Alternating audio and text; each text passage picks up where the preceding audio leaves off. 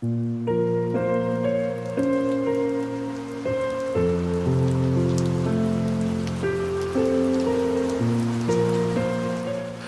life had recently been plagued by a persistent bout of rotten luck. I've been terminated from my last job. The weeks spent unemployed were slipping into months despite the stacks of application I filled out, and every credit card I possessed had been maxed out to its limit. Bitterness and self-loathing had poisoned every fiber of my being and left me in an inescapable melancholy that I was starting to believe was incurable. My latest humiliation had been to dig through my wallet for spare change as a cashier fixed me a plastered-on smile and an impatient line grew behind me, only to find out that I still didn't have enough money to purchase a meager amount of groceries.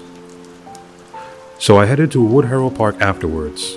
It's a local secluded sleepy stretch of land just to clear my head. The park was empty when I arrived, leaving me free to wander the path alone and aimlessly. Hunger gnawed away like a familiar enemy I could never quite shake. In a final indignity, the previously sunny skies suddenly began to pour rain, and I, of course, was not carrying an umbrella. It sucks, really. I was so absorbed in my own misery that I barely felt the gentle tug on my jacket sleeve. Looking back, I wish that I kept walking along the park path without so much as glancing downwards. I wish that I ignored the soft, silent plea for my attention. I wish I hadn't made a horrible mistake believing that the hand with a touch so timid and so helpless was incapable of holding the power to be terrifying. But instead, I foolishly stopped in my tracks, and ever since the fated decision, I have not had a single moment of peace. I looked down to see two children standing at my side and immediately felt a jolt of unpleasant surprise. Both stood no higher than my waist, one slightly taller than the other, and both had clad in black raincoats that looked more suited for a senpai tone photograph than a modern day child. They each wore matching wide brim hats that dropped atop their small heads and obscured most of their faces. Though I could vaguely discern that the taller of the pair was a boy and the shortest a girl, I was unable to see any features above the pale flesh of their swollen cheeks. Their lips were so colorless that it appeared that if they had a little more than a thin white silver for a mouth. The children's bodies were round, without any of the cubric softness associated with youth, rather. They looked unnaturally bulbous, bloated to the point of near grotesqueous. Unbrushed stuff of stingly blonde hair jutted from beneath their hats like tangled straw, dry as a brittle bone and seemingly untouched by so much as a single drop of rain. "Hello," I said, forcing myself to sound upbeat. They stared up at me in silence. The girl continued to cling to my sleeve. Are you okay?" I asked, but now I was drenched and eager to head back to my car. "Do you need some help?" But the pair remained mute. I stood there awkwardly, unsure what to do, when the girl suddenly began to grip my arm with a startling strength that made me worry she would pull me to the ground. Alarms rang loudly through my brain. I felt an immediate urge to extract myself from her unsettling grasp and leaving them both behind in the rain. I really pulled away my arm, somewhat embarrassed for being afraid of how the pair would react. "If you don't need anything, I guess I'll be on my way then." She released her hold on me without protests. Neither said a word as I walked away, and when I turned around for the final look of parting, I saw that they were still staring at me. Though I could not see their eyes, I felt their gaze follow me at an intensity that disturbed me no matter how much distance I put myself between them. I didn't look back again. I picked up my pace and dug my keys out of my pocket.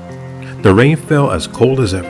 I unlocked my car and was thinking about the car of chicken noodle soup that I had left in the Fray's pantry when I noticed that the girl had left behind a stain on my sleeve, as dark as ink and shaped like her tiny fingers.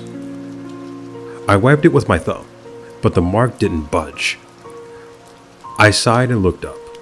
only to nearly stumble backwards in shock when I saw the back seat door open and the girl sitting inside. She removed her hat and was holding it in her hands, both of which were clean despite the mark on my jacket, with her head bowed and her knotted hair concealing her face like a curtain. "Hey!" I tried to keep my tone from betraying how unnerved I was and failed spectacularly. "What are you doing in here?" She sat as wordless as before, tightly squeezing and twisting the brim of her hat with such violence that I was certain she would rip it apart. I swallowed my uneasiness. "Look," I said calmly as I could manage. "If there's something wrong, I can't help you if you don't tell me what it is." I reached into my pocket and pulled out my phone. "Maybe it's better if I call the police and you can tell them." My voice trayed off as I watched my phone screen flickered on and off before collapsing into a scramble of pixels and shutting down entirely. I stared again at my reflection in the black screen as a terrible feeling of dread began to wash over me. When I looked back up, the girl was gone. In her place rested her hat. The hat appeared to be soaked, every bit obstructed with the rain as my clothes were. But unlike the jacket and jeans that clung to my skin and chilled me to the bone, the hat didn't feel wet when I picked it up with a trembling hand. It was dry to the touch, even as I watched beads of rain drip from the brim and into the car's upholstery. I realized when something between fascination and horror that the raindrops left behind no trace where they landed. And when I cupped up my hand beneath the hat to catch the drop of my palm, I felt nothing but hair. Furthermore, the back seat was completely dry. There was no damp footprints, no water spots. Nothing at all indicated that the girl wearing a coat glistening in rain had been sitting there mere seconds ago. I turned to fling the foul thing into the parking lot and gasped out loud when I saw the boy standing only a few feet away from me. "She forgot her hat," I said dimly, my heart thundering madly in my chest. My mind screamed at me to jump into the car, to drive off as fast as I could, and never come back to Woodharrow Park again. But it was that same fear that left me rooted right in my spot, paralyzed and helpless, even as the boy stepped ever closer towards me. I wanted to scream, but my tongue felt too thick to form the words. The boy lifted his hat. A burst of darkness erupted in my eyes, blinding me as a hellish symphony assailed my other senses. I could neither see nor move as I felt insects scattering behind my eyes and scales slithering inside my skull. The vile taste of putrid water filled my mouth as the deathly scent of rot flooded my nostrils. Final breaths rattling in dying throats, drowning bodies thrashing the water as they sank. Screams of agony so thrilled that they sounded inhuman. I heard them all, and many hideous more. I stood frozen in the terrifying darkness as the rain furiously slashing at my flesh like cold blades, unable to weep or let out a watery cry for help. Suddenly, I felt someone grab hold of my hand and pull me free from the loathsome trace just as abruptly as I had been consumed by it. My vision returned, and I saw that I was alone again. Even the girl's hat had disappeared. I drove into my car and sped away from Woodharrow Park. The sky grew clearer with every mile. When I got home, I peeled off the wet clothes and climbed into the shower. I sat there beneath the hot spray, immersing myself in the steam and the warmth, and jumped out of an instant it got cold. I dried off and crawled in my bed, burying myself beneath the blanket of my mind racing as a nightmare I had endured. I wonder if the children, whoever they were, had somehow been drawn to the despair I felt as I walked through the park. Perhaps my hopelessness and sorrow had served as a miserable beacon, guiding them towards me and leaving me vulnerable to their presence. There was one thing I knew for certain. It was the girl who had rescued me. I noted for a second I felt her small hand touch mine. I realized now that she hadn't climbed into the car to frighten me. She had only wanted me to stay with her in the park. Tears slid down my cheeks as I thought of her being forced to forever wander Woodharrow with no one but a boy who carried hell beneath his hat to keep her company. Maybe she too had once visited the park while bearing a sadness as heavy as my own, only to wind up imprisoned by it. I slept fitfully. When I awoke from the following morning, I discovered that the stain on my coat sleeve had somehow bled into my arm. I spent hours trying to wash it off, scorching my flesh until it grew angry and raw, but the mark refused to be cleaned away. I sat on the floor in my bathroom, gazed down into the imprint of the girl's fingers on my reddened skin. I felt the horrid chill of Woodharrow's rain creeping down my spine. That was last week. The mark still remains on my arm, and the night I tossed and turned vividly dreamed of the park.